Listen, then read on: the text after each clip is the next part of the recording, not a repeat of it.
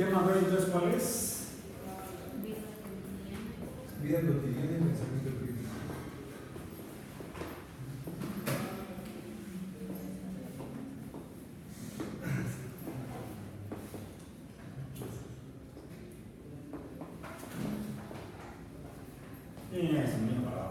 Ya por ahí alguien. El profesor está pesimista hoy. ¿Por qué? Porque se va para abajo. Es una interpretación que hacen algunos psicólogos. Vida cotidiana de las personas. Podemos pensar en la vida cotidiana de los árboles, en la vida cotidiana de los perros, en la vida cotidiana de los leones en Serengeti, no sé. Pero nos referimos a la vida cotidiana de las personas. O sea, de nosotros, de cualquier persona. No necesariamente los profesores investigadores de la UAM, no Raúl Alba, por supuesto. No solamente ustedes, como alumnos de la Universidad Autónoma Metropolitana, sino cualquier persona. La vida cotidiana de todas las personas. Es más, no solo en México. Podemos llegar a discutir sobre eso. Y pensamiento crítico, que es de lo que hemos estado hablando desde que iniciamos el trimestre en este curso. Quiero entonces hacer un recuento de los temas que hemos visto, incluso comenzando por el objetivo general, oficial del curso. Esto quedó registrado cuando se planteó el curso, la comunidad de ciencia pensativa optativa para la licenciatura en biología experimental, a la división de CBS, al consejo divisional, lo aprobó, se mandó al consejo académico, lo aprobó, lo discutieron junto con los demás UEAs del plan de estudios de la licenciatura en biología experimental. Se aprobó dentro del plan de estudios y de ahí se mandó al colegio académico de la universidad y ahí se discutió y se aprobó. Quizá porque es apropiado que esté esta OEA como optativa en el plan de estudios, no como obligatoria, como optativa. El objetivo general que al finalizar el curso el alumno sea capaz de utilizar las habilidades básicas del pensamiento crítico y de emitir juicios basados en evidencias, en los principios de la ciencia y en el método científico. Recordemos que el curso es pensamiento crítico con base en ciencia para distinguirlo de asignaturas, cursos, materias similares en otros planes de estudio y otras licenciaturas en otras instituciones. Muy comúnmente les digo, se estudia este tema dentro de la filosofía. Como los objetivos particulares, identificar las estrategias cognitivas, o sea, de conocimiento y metacognitivas más allá del conocimiento, básicas que les permitan a ustedes comprender e integrar los conceptos necesarios para el desarrollo de las habilidades del pensamiento crítico. O sea, ¿nacemos con esto o tenemos que aprenderlo? Es una posibilidad. Podemos plantearlo como una propuesta, como una hipótesis dentro del marco del pensamiento crítico con base en ciencia. Y el otro objetivo que en particular está aquí planteado dice comprender la necesidad de utilizar el pensamiento crítico en el ejercicio de su profesión. ¿Por qué? Porque es una unidad de enseñanza-aprendizaje dentro del programa, dentro del plan de estudios de la licenciatura en biología experimental. Porque ustedes van a ser biólogos experimentales, whatever that means. Y si se incluyó este curso con optativos que creemos que es conveniente, ojo, por eso optativo, porque es conveniente, no indispensable, sería la suposición, distinguiéndolo de las UEAs obligatorias. ¿Por qué unas son obligatorias? Pues porque es indispensable que sepan eso, conozcan eso y puedan hacer eso para ser biólogos experimentales. Si no son capaces si no conocen eso, si no saben qué es eso, y si no son capaces de usarlo, no podrían ser biólogos o experimentales o ejercer la biología experimental de manera apropiada, como profesión, es lo que dice aquí. Bien.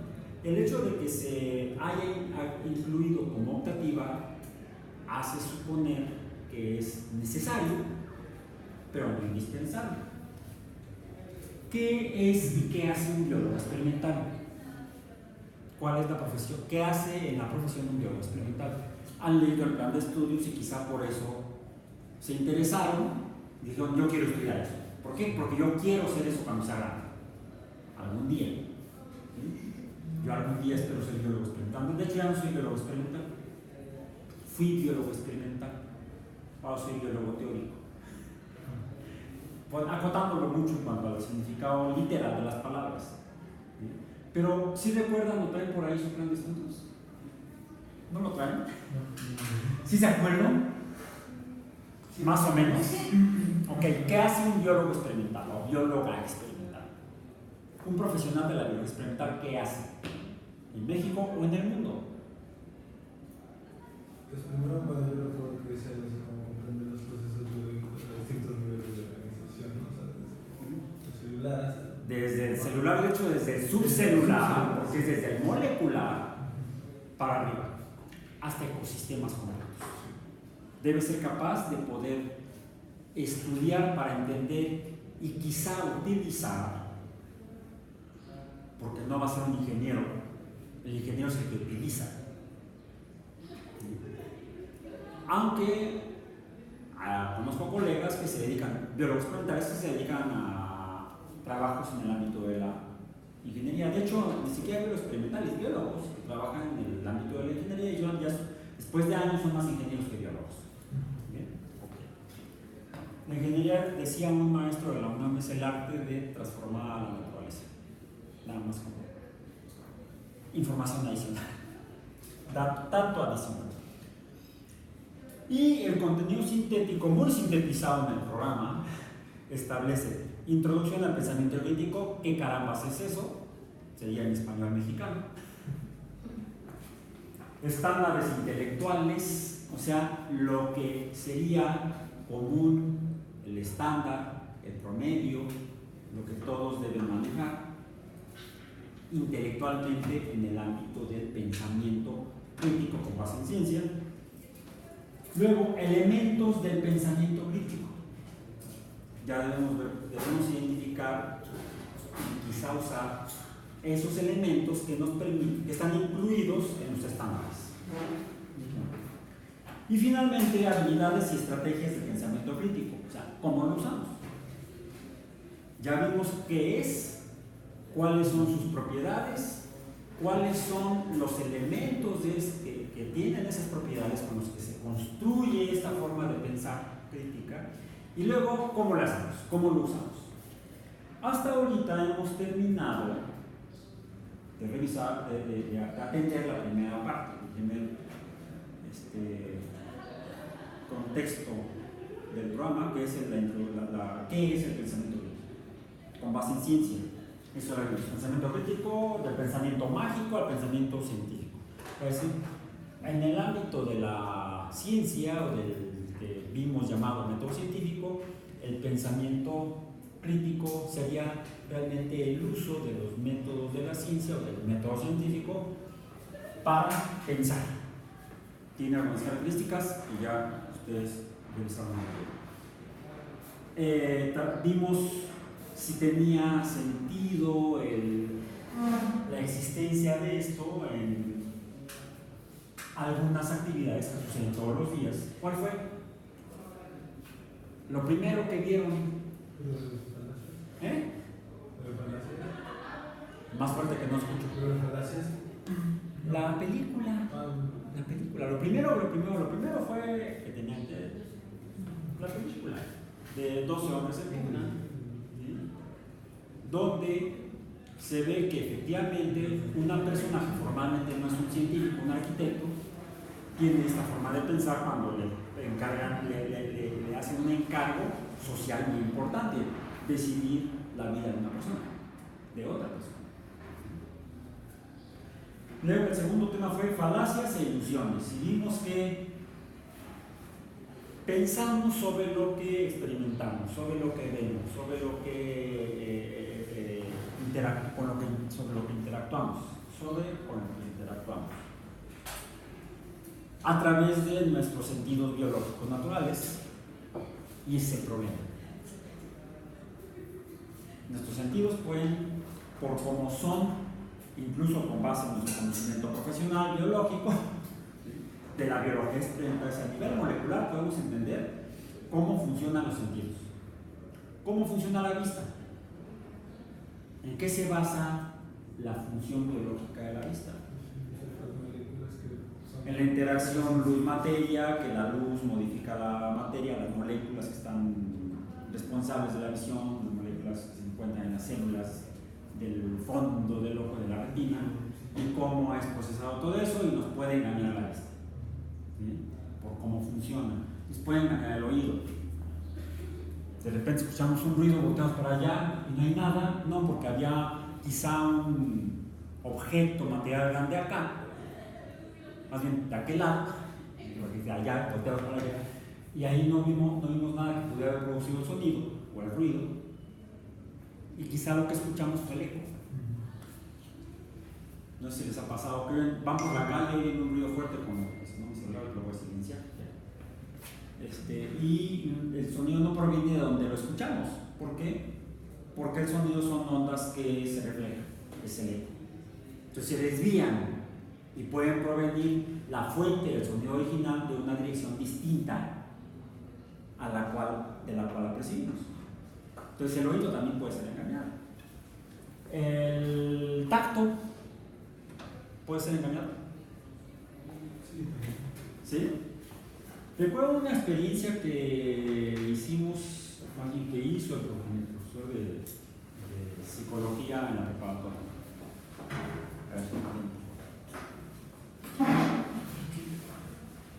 Va a ser la próxima.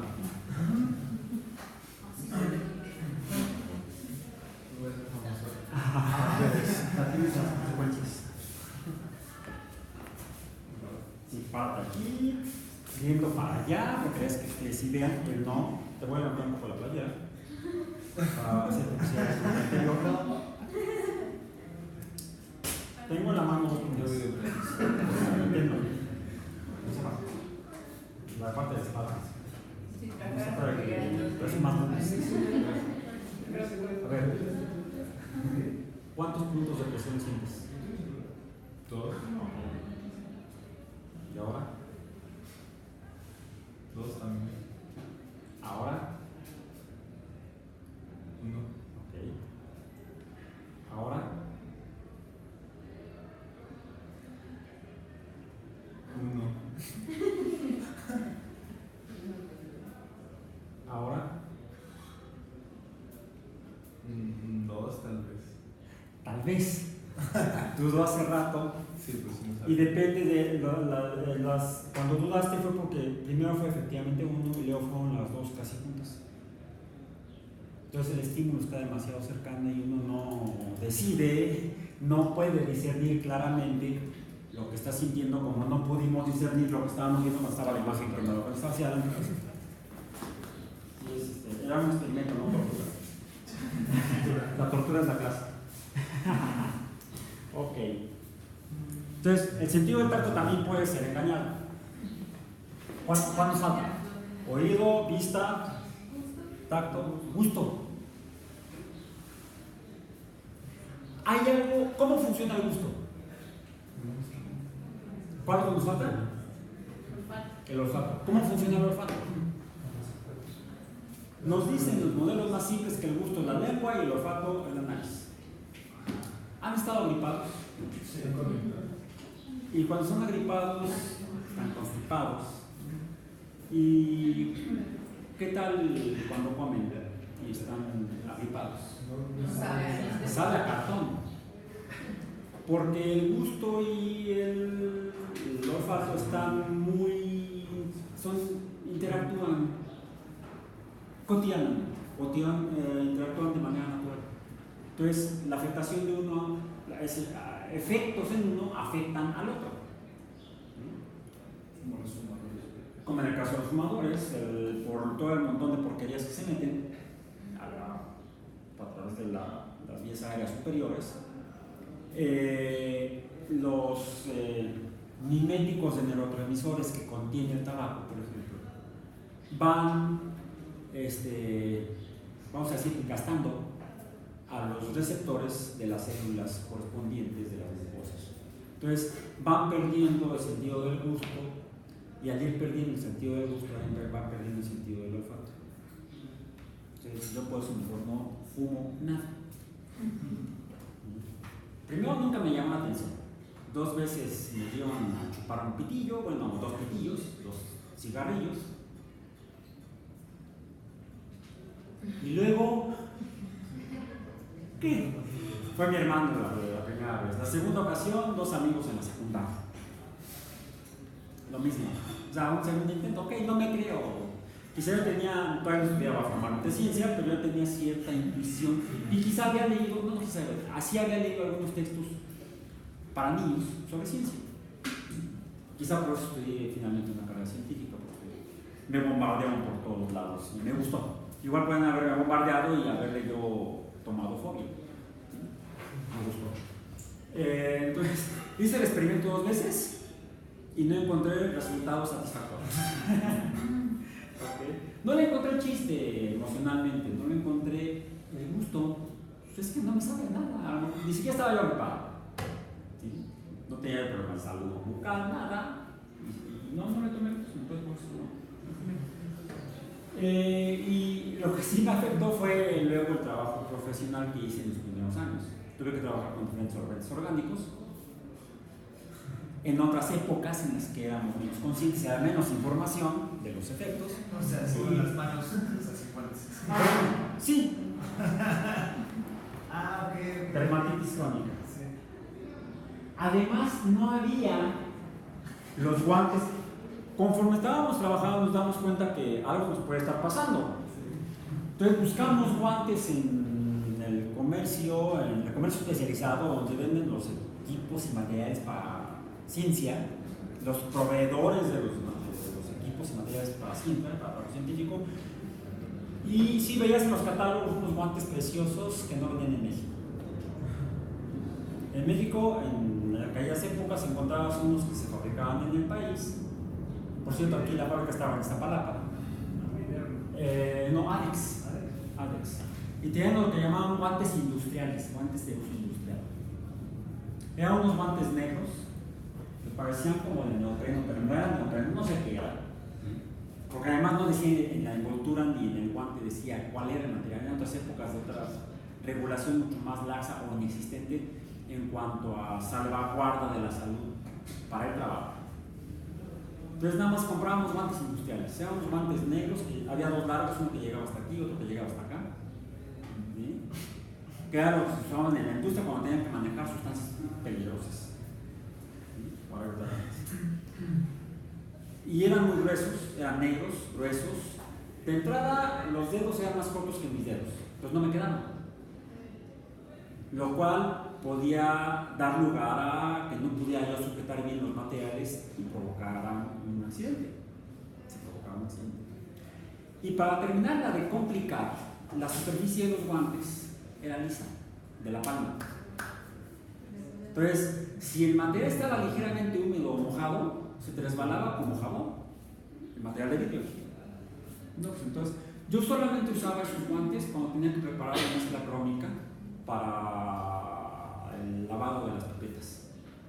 El recipiente era un bote de este tamaño, no sé si lo han visto, un cilindro de plástico, no, algo era como este, que había que llenar con mezcla crónica, que es una solución concentrada de ácido sulfúrico y dicromato de potasio o de sodio, en el que se introducen las pipetas serológicas, las pipetas volumétricas, para que se les oxide todo por dentro y después se lavan con agua detergente y se enjuagan con agua corriente, agua destilada, etc. No seamos muy exagerados, para fines experimentales.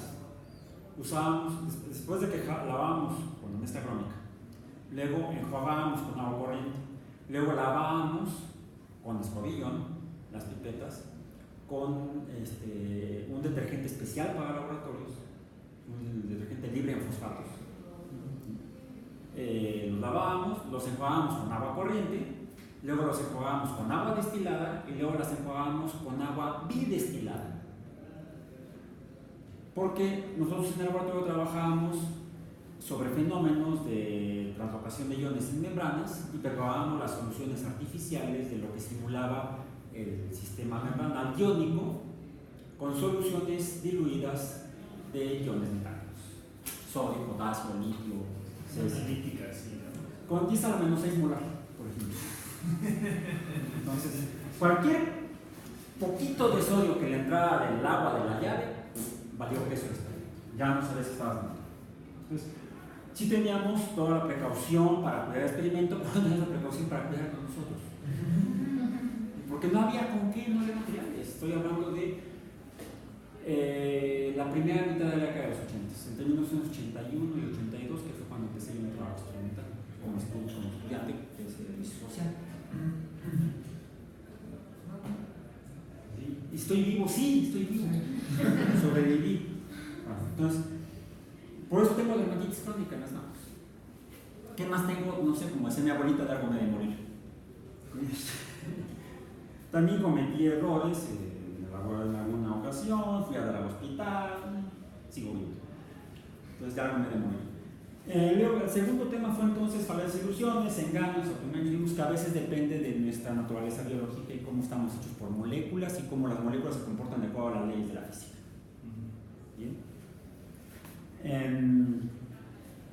Por cierto, estábamos hablando del gusto y el olfato, que están íntimamente relacionados, anatómicamente están relacionados.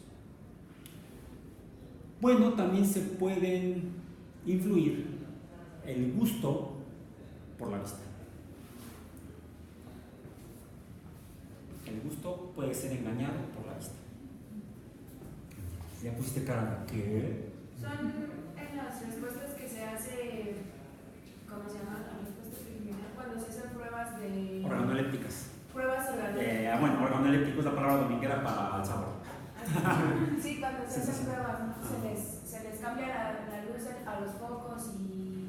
O se le pone colorante a las pruebas, a lo que se va a probar. Porque uno, por la vida cotidiana, por las experiencias cotidianas y hasta aprendidas de padres a hijos y hasta en las escuelas, uno sabe que si uno pide un helado de limón es verde. Si pides una gelatina de uva es morada o violeta, sería en física. Si pides un postre de sabor fresa, es rojo. ¿Sí? El agua de piña o el refresco de piña es amarillo. ¿Eh? Sí, sería muy raro que fuera sabor limón. Bueno, rojo. Hay experimentos en los cuales a estudiantes de gastronomía, o sea, los que van a ser los profesionales de eso, que van a preparar los alimentos para los demás, en la fonda de Conchita o en el gran restaurante elegante, tienen que entender y saber cómo funciona eso. Entonces les hacen pruebas en las que les cambian el color a la prueba de cierto sabor y por decir algo, es verde, es limón, no, era uva.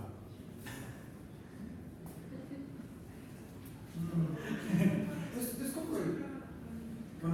no funciona como el placebo de algunas pastillas, que por ejemplo los Valium son azules, pero el metilfenidato tiene colorante rojo. Entonces la gente luego las... A veces se le cambia el color a algunos, sobre todo medicamentos, por cuestión de aspecto físico. ¿Sí? También asociamos ciertos colores con experiencias agradables o desagradables. Si yo te presento algo café, ¿qué es lo primero que piensas? Mucha gente no piensa en chocolate ni en café. Si es un amarillo verdoso, no piensan en limonada. Bueno, sí, en la limonada después de. ¿Sí? Entonces, a veces se le cambia el color para hacerlo agradable a la vista y la gente no sienta repulsión para hacer uso de ello, ingerirlo, tomar el medicamento. Además, muchos medicamentos saben a demonios. No sé, ¿ustedes han probado los demonios? Yo tampoco. Es como, este sabe a caca, ¿ya has probado? Yo no. Sí, me ha batido de caca por diferentes cuestiones, desde mis sobrinos, cuando estaban chiquitos, me los encargaba a mi hermana, a mi sobrino, no, a mi sobrina. A mi hermano me encargaba a mi sobrino, luego fui padre, entonces ya no era que me encargara, sino que era mi encargo. Y sí me tocó cambiar pañales y luego cuando empezamos a adoptar mascotas, pues también. ¿Sí? Bueno, entonces, los sentidos pueden ser engañados. Debemos entenderlos, es útil entenderlos para la vida cotidiana. O sea, no para la ciencia. Un gastrónomo, una chef, no son formalmente científicos, aunque usan el método científico, en combinación con el método empírico. Y es muy interesante cómo con la experiencia aprenden científicamente, les dan las tazas medidoras, los instrumentos de medición para las recetas, y ya cuando están trabajando después de varios años, ya es al ojo de buen cubero, sí. ya no usan los instrumentos para medir, ya saben, le puse, ¿cuánto lleva una taza? Sacan a la harina y le ponen, ya fue una taza. ¿Qué? Y si la mides, sí, fue una taza más o menos de 100. Mi mamá una vez me dijo, yo cocino y ella es la que trata lo que yo hago, ¿no? Entonces me dijo, no puedes ser científico y no puedes calcular cuánta sal tienes que echar. Digo, no, pues es que no puedo. No tengo la microbalanza. Sí, que era para que empezábamos para preparar las soluciones de distanciamientos molar, con una microbalanza. Bien, bueno. Entonces, eso en cuanto a que para reducir la probabilidad de ser engañados es que medimos. Hay unidades, ¿no? Hay estándares, hay unidades y hay estándares, hay unidades estandarizadas y hay los instrumentos que deben cumplir con esos estándares para medición, que son indispensables, primordiales en ciencia, en trabajo científico y algunos trabajos derivados de la ciencia o que se ayudan de la ciencia. Tal vez no derivados de la ciencia, pero sí que utilizan, como en la cocina se utiliza la ciencia. Como la carpintería. La carpintería. Si yo voy a hacer un mueble, un algo de madera, ustedes ven al carpintero y mide no una ni dos veces, 3. Y usa flexómetro de cierta, incluso prefieren sus marcas, alguna marca que consideran que es de mejor calidad, y no andan midiendo con la cinta de costurera. Aparte miden pulgadas. A veces miden, comúnmente por tradición miden en pulgadas el sistema inglés. Dijimos sistema gringo. Sí, ya ni los ingleses lo usan. Jamaico. Los jamaicos lo usan. Bueno, digamos que americano, está en el continente americano, Jamaica. Ya no es europeo. Bien. Luego vimos los principios de la biología, porque este curso está en el contexto del plan de estudios de biología experimental. Bueno, ¿cómo usamos esto en el contexto profesional? Porque es el objetivo del curso, está orientado hacia ustedes, biólogos experimentales. Sin embargo, llega un momento en que, una vez que creemos y ya entendimos esto para la biología y cuáles son nuestros estándares para usar y medir críticamente con base en la biología, podemos ir más allá. Pasamos entonces a revisar un poco casos de la biología cuando no fue de gratis, que es la tecnología genética. Si este curso se hubiera implementado cuando yo fui alumno formalmente de licenciatura en esa misma universidad, entre 1979 y 1982, 83, este tema quizá no hubiera estado presente, el de tecnología genética. Empezaba el desarrollo de la biotecnología genética. La biotecnología empezó cuando el primer humano se encontró la primera fruta fermentada y dijo, por envidia, lo voy a hacer y lo voy a usar. Ahí se empezó a desarrollar la biotecnología. Pero con el conocimiento de la estructura del ADN, del código genético, etc., y el descubrimiento de las enzimas que lo regulan en la década de los 70s, ¿sí? Yo estaba entrando a la universidad en septiembre del 79.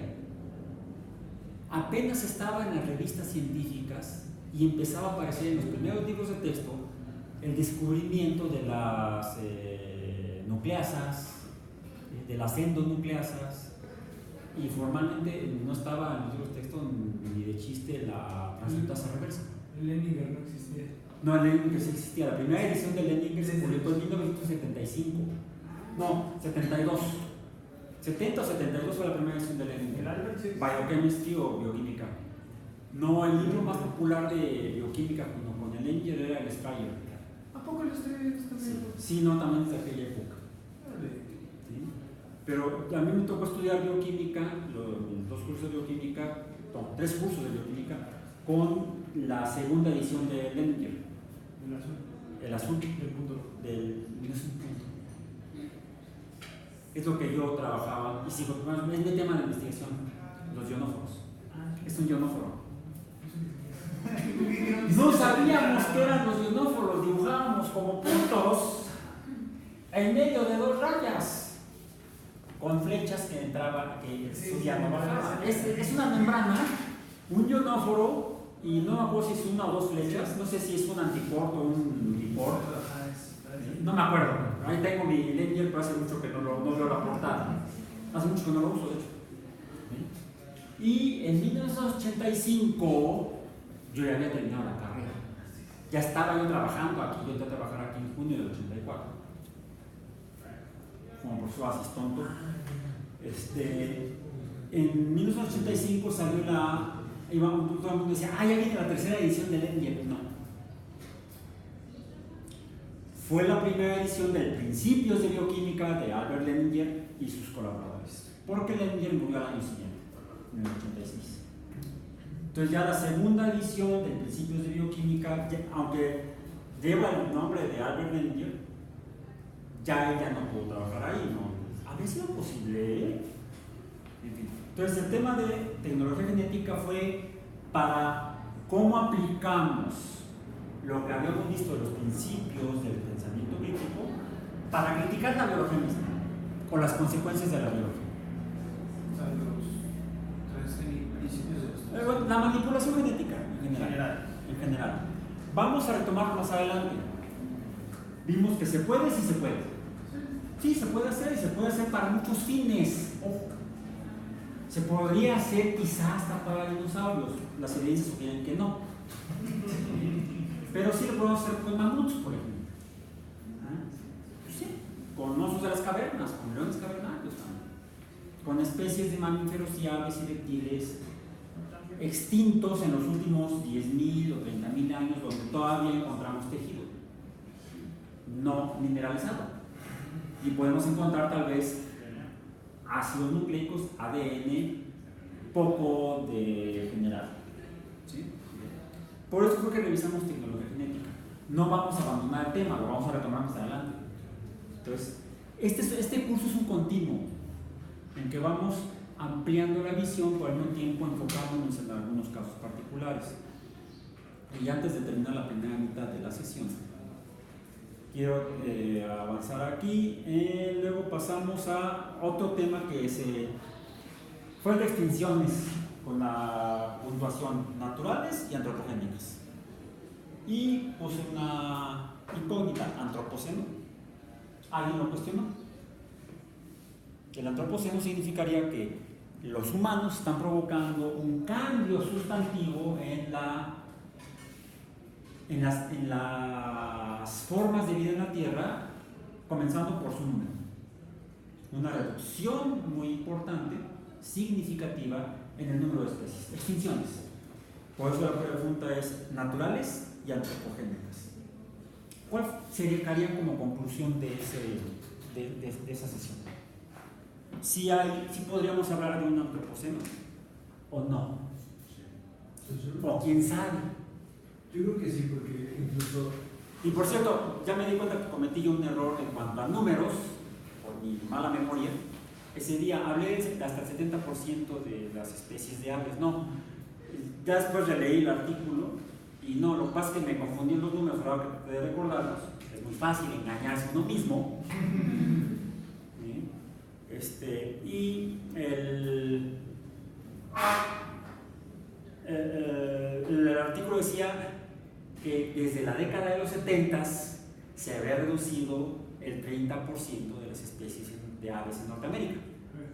O sea, confundí el 70 con el 30 como el porcentaje, no, se refería desde que se tienen registros a partir de la década de los 70, porque hay registros anteriores, por ejemplo los que publicó Rucker Carson en 1961, creo, de repente la memoria me falla, 61-62, que publicó el libro de Primavera Silenciosa. Ya se los mencioné, lo buscaban ya, búsquenlo, es importante. Entonces, ya ella identifica, detecta, mide una disminución en el número de aves en los bosques protegidos de los Estados Unidos, en los parques nacionales de los Estados Unidos, que un parque nacional de los Estados Unidos es un bosque protegido o una región natural protegida, se llama parque nacional. En México, aunque el concepto de parque nacional existe desde la década de los 30 con la presidencia de Cárdenas, el concepto es diferente.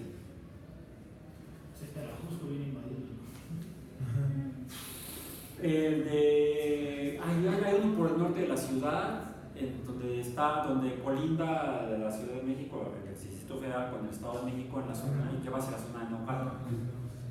¿Cómo se llama? Es el Parque Nacional. El registro dice urbanizado. O sea, ¿cómo es posible que haya un parque nacional urbanizado? Sí lo hay en México. El Ajusco es un parque nacional. La zona de los volcanes Popocatépetl, el Iztapopo es un parque nacional. ¿Sí? El concepto es diferente. En la práctica el concepto fue diferente. Aunque el nombre es el mismo, aunque el término es el mismo, el significado, la definición es diferente, es divergente. Entonces, no fue quizá ahí faltó usar ciencia para definir claramente qué es un parque nacional y entonces qué se tendría que hacer con él. Bien, eso llevó a que en la década de los 80s en México se creara el concepto de zona natural protegida, porque ya nos habíamos echado los parques nacionales. Entonces, el concepto de parque nacional no funcionaba para la protección del ambiente, se tuvo que crear un nuevo concepto por ley civil con mayor respaldo y asesoría científica. Sí, hubo ecólogos, biólogos y muchos otros profesionales de las ciencias biológicas ayudando a los legisladores para que redactaran esa ley que creó ese concepto de protección en México. Como Playa Bermejita, ¿no? Que la cuidan. Playa Bermejita está en... Sí. Playa Bermejita está en Oaxaca y está protegida, todo el perímetro está protegido por la Marina. Sí, eso implicó que hubiera fuerzas armadas protegiendo esas zonas naturales. ¿Sí? De hecho, fue un paso muy adelante del concepto que tienen en los Estados Unidos desde la presidencia de Teddy Roosevelt, que fue el creador del primer parque nacional, que fue el de Yellowstone. Pero pues es que si ahí también alguien llega y construye su casita, lo sacan y lo procesan. Bueno, eso es hasta antes de que llegara Donald Trump. Curiosamente, dos presidentes republicanos. Aunque hace 2 años sacaron a mucha gente de la Ajusco, de donde está la idea, subiendo por Picacho Ajusco, del lado izquierdo está San Andrés Totolapan, que es una zona protegida por la misma gente ahí. Del lado izquierdo sacaron, porque para adentro había una calle y junto al cráter de Michle ya había gente. Chile. Cambiaste las letras. Pasó mami. El Isle es una película. Sí, es una película.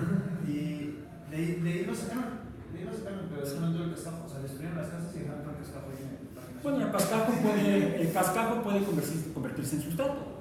Ya ven lo que está pasando con el aeropuerto, con las obras del no terminado aeropuerto en Texcoco. Sí, no, y ya tenemos aves migratorias ahí, que además viene la temporada, en otoño viene la migración de aves de Norteamérica hacia Mesoamérica y Centroamérica y algunas hasta Sudamérica. Entonces, y el antiguo lago de Texcoco era una zona de tránsito muy importante a medio viaje. Pero los humanos que vivimos en este territorio lo hemos secado a lo largo de 500 años. 400. Desde que llegaron los españoles se empezó a secar, porque los mexicas lograron establecer un sistema de manejo hidráulico que no existía en Europa. Diques, canales, etc., que no existían en Europa. Llegan los europeos, no entienden nada, y cada año se inundaba la ciudad, esto hay que secarlo. Pensamiento crítico en la vida cotidiana. ¿El pensamiento crítico de qué depende? De la información con la que cuentas. ¿Y cómo lo sacaban en esa época? Empezaron a hacer canales para sacar el agua del lago. Lo que sí se dieron cuenta cuando llegaban los europeos a la ciudad de México, Tenochtitlan, es que estaba muy arriba. ¿Sí?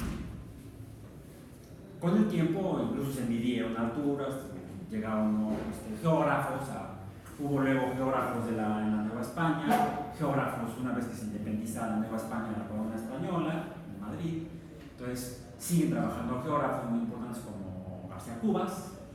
Y entonces sabíamos dónde estábamos en cuanto a la Ciudad de México, ya en Tenochtitlan, que se seguía inundando todos los años por el desbordamiento del lago. ¿Sí? Y esto hay que, eso no debe pasar, la gente se ahoga, pues aprendan a nadar. No, lo que hicieron fue sacar el agua haciendo el Gran Canal, entre otras obras. Aunque el Gran Canal es obra del Porfiriato. Pero hicieron un hueco al sur de la Ciudad de México. Se hicieron varios canales, de hecho. Varios canales. De esa manera el agua se fue saliendo por gravedad. ¿Sí? Porque no se entendía cuál era el papel ecológico, o sea, de la relación de los organismos con el entorno. Los organismos, ¿quiénes? Los humanos que viven aquí, y todas las demás formas de vida con el entorno hídrico. O sea, con la existencia de ese cuerpo de agua. No, nada más veían el lado negativo, digamos, de que se inunda, se desborda, se inunda y la gente se ahoga. Además de que las construcciones se destruyen o se dañan y hay que reconstruir. Entonces, para proteger a la gente y a la ciudad, se empezó a secar el lago desde hace décadas, hace más de un siglo por lo menos. ¿Sí? Y se continuó, y en la década de los 70 se hizo una obra muy importante para poder sacar el agua de la ciudad: el drenaje profundo. ¿Sí? Todavía en la década de los 50, hace 60 años, todavía la ciudad se inundaba cada año. Por cierto, ahí encontraron muchas de las creo que estaban excavando para hacer el sistema de drenaje y encontraron un montón de cosas de tecnología. Sí. Y ya después. Sí, nos ha permitido conocer la historia de la ciudad y cómo hemos ido destruyéndola poco a poco al secar el agua. Entonces, no, mi crítica a esa obra no estaba infundada o no era por intereses o ideologías políticas. Como biólogo y con conocimiento de la información incluso histórica, el contexto histórico, ¿sí? Pues es evidente que secar lo poquito que queda del antiguo lago no podía ser positivo para el entorno de la poca vida silvestre que queda, de las especies migratorias, que son fundamentales. Quizá eso ha influido, es una hipótesis que planteo en este momento, quizá es una de las causas que ha contribuido a esa disminución de 30% en las especies de aves de Norteamérica. Porque aún las especies pequeñas de aves llegan a tener procesos migratorios. Todavía no mucho, hace 20 años, yo veía volar por arriba de la Ciudad de México pelícanos. ¿Han visto? No, ya no. Pelícano café, el pelícano del Pacífico. ¿Por qué? Porque el pelícano del Pacífico también vive en el Atlántico, atraviesa el continente. Uno encuentra pelícano café en el Golfo de México, en el Mar Caribe y en todo el Pacífico. Llegué a ver aquí en la Ciudad de México pelícano blanco, que es del Atlántico. Porque también hay pelícanos blancos del Atlántico en el Pacífico. O sea, son especies que migran de norte a sur. Recuerden que el territorio nacional es una especie de U o una J invertida. ¿sí? Entonces, los viajes del Golfo al Pacífico no son necesariamente este-oeste y viceversa, son norte-sur, son migraciones estacionales. Entonces, sí, el hecho de no ejercer esto con base en ciencia hace que en la vida cotidiana aparentemente hagamos cosas que quizá puedan tener efectos diversos, que quizá pudieran llevar a la contribución de extinción de especies, las actividades humanas, como se calcula. Como matarlos directamente. Sí, está el otro, el daño directo. El dodo se extinguió por cacería. La paloma migratoria se extinguió por cacería. Pero, por ejemplo, había un estudio de parvadas de cuervos donde si mataban en un lugar a un solo cuervo, toda la parvada ya no volvía a ese lugar. Porque son especies sociales. Y no necesariamente tienes que acabar con todos. Si uno se ha dañado, son inteligentes. Especies como el lobo gris americano. Y ayer estaba revisando, me encontré un artículo en una revista National Geographic del 70 y algo, un artículo sobre los lobos, sobre el lobo gris. Y venía un mapa donde está, o viene un mapa, sigue en la revista, no ha desaparecido. En el mapa marca lo que era el territorio de los lobos hasta principios del siglo XX. Y el territorio era desde estas latitudes en México hasta todo el resto de Norteamérica, todos los Estados Unidos, todo Canadá. ¿Sí? Donde no había lobo era en el Pacífico mexicano, zona de Guerrero, Oaxaca, hacia sur de Veracruz y península de Yucatán no había lobos. Pero de ahí para arriba, lobo gris. Y además en México había otras especies como el lobo gris mexicano. Bueno, llegó un momento en que casi se extinguieron ambas especies en el territorio mexicano y también en el territorio de los Estados Unidos, y quedó restringido solamente el norte de los Estados Unidos y Canadá y Alaska. Eso hizo que a partir de la década de los 70 se establecían en los tres países programas de recuperación de especies de lobo, en México en particular el lobo mexicano. Es un programa en el cual la UAM también ha colaborado casi desde que se fundó. ¿Sí? Y ha permitido recuperar o salvar de la extinción al lobo gris mexicano, al lobo mexicano formalmente. Hay poblaciones ya liberadas en Estados Unidos. Y se ha intentado liberar especies, poblaciones en México, algunas pequeñas cantidades de ejemplares. Y ha costado mucho trabajo. De hecho, se han tenido que recapturar algunos de los especímenes liberados. ¿Por qué? Finalmente, convivirían con la gente todos los días en las regiones donde se les libera. Y ese ha sido uno de los principales problemas. Por lo cual en México no se han podido llevar a cabo los programas como se han hecho en los Estados Unidos. En Estados Unidos han sido muy exitosos. Y se ha visto cómo la presencia de lobos ayuda a mejorar las poblaciones de lo que serían sus presas. Se tenía la idea de que el lobo era malo, como en la película, como en las caricaturas, el malo de la película, contribuía a la desaparición de especies porque es un cazador sin piedad. No, pues los lobos no tienen por qué tener piedad. Se les adjudican características humanas, se les humaniza a muchas especies biológicas. Está triste el árbol, está triste. Por ejemplo, se le da así. ¡Ay, qué feliz se ve el pino! Bueno, todavía cuando es el pintor que falleció, Bob Ross, dice, vamos a pintar aquí unos árboles felices. ¿Sí? Okay, bueno, pero eso es una metáfora. Es una metáfora. ¿Sí?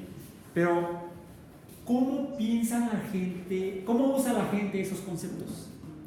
¿Lo hace nada más de manera metafórica, poética, alegórica, o realmente cree en ello. Eso es Ese es el problema. aplicar el pensamiento crítico para entender mejor a nuestra sociedad. Ojo, no para regañarnos. Tal vez. Es un poco el problema de la cuarta. O sea, de que yo realmente no puedo imaginar cómo ven los gatos a pesar de que sé cómo ven los gatos. Sí. Porque ¿cómo sabes cómo ven los gatos? Porque hemos estudiado la anatomía, la fisiología, la bioquímica, la física y la química de la visión en diferentes especies de mamíferos y reptiles y aves, etc. Entonces, podemos hacernos un modelo de cómo funciona en alguna especie el sentido de la visión, de la vista, con sus ojos, a través de sus ojos, de las moléculas que están en sus células fotorreceptoras. Y por ejemplo sabemos que algunas aves ven en infrarrojo, ven en ultravioleta, en infrarrojo, en ultravioleta. Los insectos ven en ultravioleta. Prácticamente todos los insectos, no recuerdo si los arácnidos, pero sí los insectos, ven en ultravioleta. Nosotros no. Es más, no debemos ver en ultravioleta, porque si no nos quedamos ciegos o se nos daña la vista al menos. ¿Sí? Se quema la retina. Y sin embargo, en todos lados están usando lámparas ultravioleta para revisar si los lentes son falsos o no, para el antro, para secar las uñas. Están usando tecnología derivada de la ciencia todos los días sin saber si les puede pasar algo. Están como estábamos en el laboratorio hace casi 40 años. ¿Y el que los fabrica? Ya vamos a hablar más adelante de ello. ¿Han revisado el programa? Por ejemplo, en la página, en el sitio web del curso, ahí está todo el programa desglosado de todo el trimestre. Tengo que actualizar algunos de las últimas referencias para los últimos temas, no me ha dado tiempo, me han ganado los encargos que me han caído, los bomberazos a lo largo del trimestre. Entonces ahora eso uno tiene que dejar cosas para después. Porque además ustedes, en ese sentido, lo que mencionas, no solamente de quienes fabrican los equipos, los aparatos, las cosas que usa la gente todos los días, ustedes van a ser profesionales de la ciencia. Y van a trabajar, esperemos, tal vez, si ustedes quieren, además, porque no es una decisión personal, si van a trabajar o no como biólogos experimentales. Imaginemos que trabajan como biólogos experimentales. ¿Cuál es su papel en la sociedad mexicana como biólogos experimentales? ¿Qué es lo que van a hacer? Voy a hacer investigación biológica, molecular, en genética. ¿Así nada más y ya? No, que me paguen. ¿Y que me paguen? Nada. Bueno, sí, ok, está bien, lo vales. Tu trabajo vale, hay que remunerarlo apropiadamente. ¿Y nada más? Pero creo que, bueno, yo comentaba con una amiga que la ciencia debe tener un impacto social, ¿no? Debe tener. A ver, ¿lo tiene la actividad científica actual y la ha tenido en el pasado? Pues En el mundo, no siempre, ¿no? en México, si lo ha tenido, ¿cómo ha sido? No profundicemos ahorita en ello, porque es tema posterior. Bien. Y así llegamos al final de la primera parte del curso. Hicieron su primera evaluación para ver cómo han ido captando y usando esto. Me voy a permitir entonces revisar los ejemplos de los parciales para los que están aquí presentes y tareas. Esta es de Medina Ramírez, Tenorio Olivares, Garrido Aguirre, Miranda Ruiz, Moreno Bravo, Pérez Altamirano,